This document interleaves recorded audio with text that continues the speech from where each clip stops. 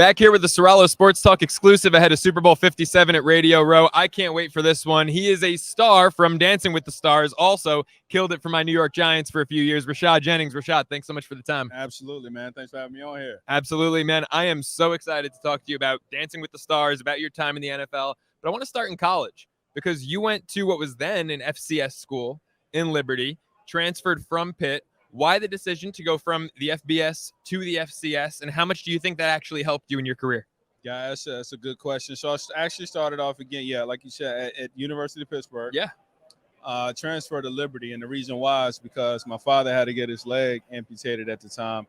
I'm born and raised from Lynchburg, Forest, Virginia, which is 10 minutes from Liberty University. Mm-hmm. So when I transferred, I wanted to come back home.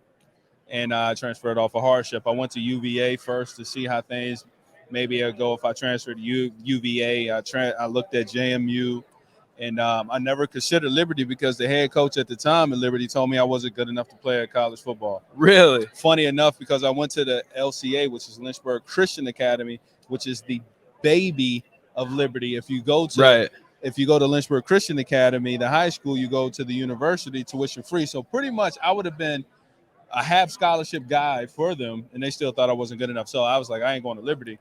But Coach Danny Rocco took the head coaching job. And so I went to Liberty to be closer to home, man, to help out the family. And I knew I was taking a sacrifice as far as my credibility to play the game and continue to move forward and possibly play in the NFL. NFL wasn't promised for me. I chose my family over the NFL of like focus.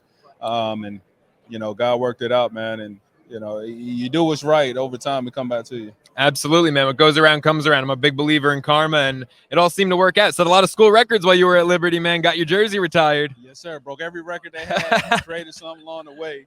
And, like you said, got my jersey retired. That was a humbling experience to be a part of.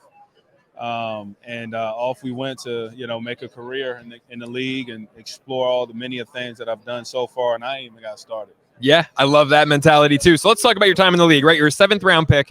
Now, a lot of people, it can be said there's more successful undrafted free agents out there than there are successful 7th round picks. So you're a 7th rounder to Jacksonville. You eventually end up in Oakland, and Darren McFadden, one of the best running backs in the league at the time, goes down. What's going through your mind when McFadden goes down and you're the running back 1? I remember at that time when I was backing up Darren McFadden, because I also backed up Maurice Jones-Drew, right? So I was used to being the backup, right? Until Maurice went down, I earned that spot. And I understand what it means to be a backup. I went in thinking, Lord, if I get another shot, whatever is given to me, I'm going to take that opportunity to the fullest. Latavius Murray went down in camp in Oakland. They had no choice but really to turn to me. As a backup. Cool. I took up my backup role serious. I played every special team. I blocked several punts. I just was excited to be out there. Darren got hurt, and it was playing against the Philadelphia Eagles the day that Foles broke one of the records. He threw 6 touchdowns against us. Jeez. It was like 40-something, 42 to like 12. They throw me in fourth quarter. Darren gets hurt. Game's over. People walking out. Right. Bro, I get in the game and go ham. Like I'm getting first downs, putting up the first down. I'm trying to get the crowd into it. They walking down out. 30 points, they're leaving, and you're pumping them up. I don't give a crap what the scoreboard says. Right. All I need to know is what's the down the distance and how much time is on the clock. That's all I need to know. And I was in my own world. Funny enough, the very next day, when we go to watch tape, right? Like I went for 115 yards of like 12 carries. And what, a quarter and a half? Getting the crowd crunk. Ain't nobody in there. And the coach the next day, Greg Olson, OC, we're watching tape with the team. And he says, man, I want you to look at Jennings. And they watch him. He said, this dude is, you use choice words, right? But he said, this dude is playing like his. Well, this is a podcast. You could say anything, man.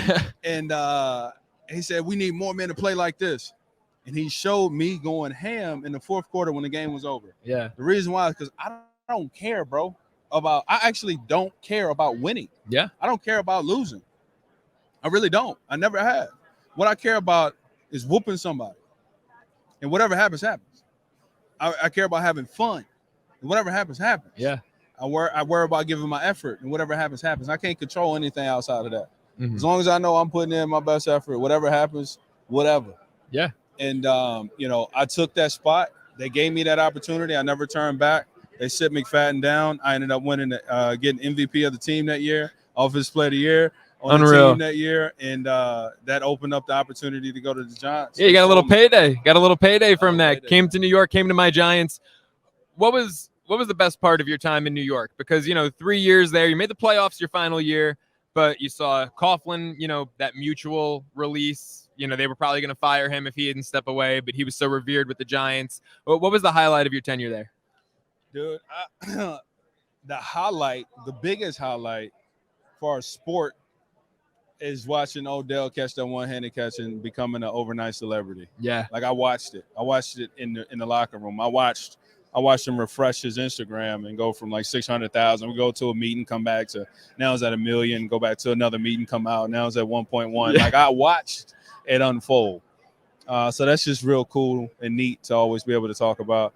My experience in New York in itself, in the fandom, playing with Coach Coughlin, a Hall of Famer coach at some point, I believe, playing with Eli, Hall of Fame player. Yes, sir. And it's just a special moment being embarking on that organization and the prestige of it.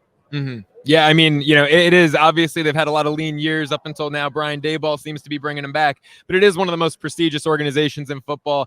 And Tom Coughlin, it's interesting because I personally love him and love everything he did for the Giants, but you hear a lot of mixed reviews from players. I've personally heard some players who don't like, that if you're not 5 minutes or 10 minutes early, you're late crap. And what did you think about playing with him? I mean, the guy was a disciplinarian. Did you enjoy it? Did you respect him, or were you over him? I loved him. Coach Coughlin, one of the best coaches I ever played under. I don't know what anybody else is talking about. Yeah, being on time. Is there a crime in trying to have somebody be on time? Actually, I need that in my life. Discipline, man. You need it. So anybody that got something bad to say about Coach Coughlin as far as him being a disciplinarian, you know what? I only can speak to my tenure. Yeah. When I was under him, he was a stickler about stuff. He give everybody a hard time.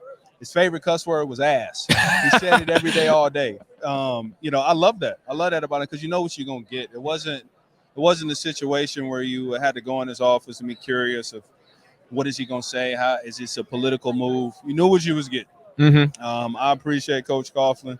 The only thing that I told Coach Coughlin is I said the only thing I said, Coach Coughlin, man, y'all BSing, man. Y'all running this running back by committee, and I don't like it. He said, "Oh yeah." And he said, "We'll give you a chance." In the last 4 games, when we were running that running back, that stupid running back by committee, they gave me the last 4 games, and I ran for 500 plus yards in 4 games. 4 games. And then the next season, he got fired. McAdoo took over, and we went back to the running back by committee. And there goes my career. Shocker. McAdoo did something wrong. Yeah. God. So, yeah, that's kind of how it went. But I love Coughlin, man. McAdoo, good dude, too. A good dude. Yeah, I believe it. A lot of these guys are. Yeah. Just not cut out for everyone. I mean, made the playoffs that first year, just went downhill afterwards. Went 11-5, man. Wild. You know what's funny? Yeah. I say this jokingly, but here's a fact. Okay. That team was 11-5. Yeah. Facts. Went to the playoffs. Facts. Lost to Green Bay. Facts. The next year, they had the exact same team, actually added more players to it, but they lost one. Fact. They went 3 and 13? 3 and 13. And Eli got benched for Geno. Oh my God. The next season they went 5 and something, 3. So my point is this: you're a winner. Leaders do not have to be the best. Yes, and sir. People have no idea what happens when you remove, pieces to a puzzle. Again, people, most leaders on a team are not the best players on the team. Yeah, very true, man. It's a guy who shows up first, leaves last, sets the tone, sets the precedent. Yeah. Very Coughlin style thought process right there. Yeah. I love it. Hey, so 2017, before I let you go, obviously in the spring, you joined Dancing with the Stars. And then you didn't officially retire until December of that year. How much did your success on Dancing with the Stars play a factor in you being like, I'm ready to pursue other things and hang it up? Dude, that kind of worked all in together. After that season, 11-5 with the Giants going to the playoffs, I went into the offseason. I could kind of see the writing on the wall. Yeah. a little bit the last like 9 games. And I told the running backs, like, yo, I think they're trying to get me up out of here. So I want y'all to know, look, this is, I mean, I tell every guy, this is your team. Compete, take my job. Like, there is no toxicity with me. I understand that this game can't be played forever, and I saw the writing on the wall. They were trying to get me up out of there. So I already knew my tenure with the Giants was going to end. And I also knew no matter how great of a shape I was in, no matter how much more ball I got left in me to play, at that time I was 33, and I understand the optics. And so I was like, you know what? This might be my last year. An opportunity with Dance with the Stars happening. And I thought to myself, if I take this opportunity, hey, ain't nobody in the league definitely going to pick me back up, because they're going to think I'm not taking it serious. The optics, needless to say, I'm training 8 a.m. to 1 p.m. every day, then dancing. Right. Probably in better shape dancing than you might have been playing football. I wish somebody would have. I was in way better shape. I've never been in that type of shape. Yeah, that's cardio. I wanted to take, but it is what it is. So I took that opportunity, ran with it, and I'm glad I did. I had an experience of a lifetime. I had no idea how to dance. I learned how to dance. I ended up winning the show. Now it's part of my soul, dancing. I teach dance. It's a part of the marital things that I'm going to be teaching with dance too. So I'm excited. Yeah. So before we wrap it up, Rashad, tell everyone what's next. I mean, from football to TV to acting, what's next for Rashad Jennings? I will continue to write books, but one of the forums that I'm building is called After I Do, where men come together and talk about what happens after they say I do. Marriage is a topic that is not discussed enough, in my opinion, on the airwaves. Men discussing their experience, which I believe is part of your expertise with marriage. You teach people how to lift weights. You teach people how to play video games. You teach people how to go to school. And you can find forums anywhere to learn that if you don't have authorities in your life. Where do you go to hear men discuss marriage? I want to build that forum. I'm excited about it. And I've been something I've written out since I was 25 years old to do. I went to school to study I went to school to study psychology and sociology. I got my honorary doctorate degree in humanities.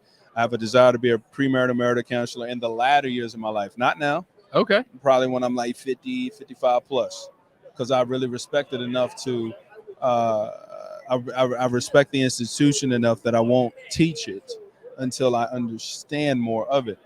But I said I won't even start this forum until I'm engaged, at least. And because I'm starting this forum where men come together, and they're from all perspectives. How do you handle a situation with the in-laws? Who do you spend holidays with? How do you raise kids? It's politics matter. If y'all have to be the same, if she's from another country, does that matter? How do you handle COVID together? How do you handle all the news together? Right. Like, these are topics that make and break a lot of different individuals inside of the marriage. They do. So let's create a forum where they can discuss it prior to. I love it. Rashad Jennings, always up to something good. Thank you so much for the time, man. Absolutely. We'll be back with more. Stay tuned to Ceraulo Sports Talk right here on Radio Row ahead of Super Bowl 57.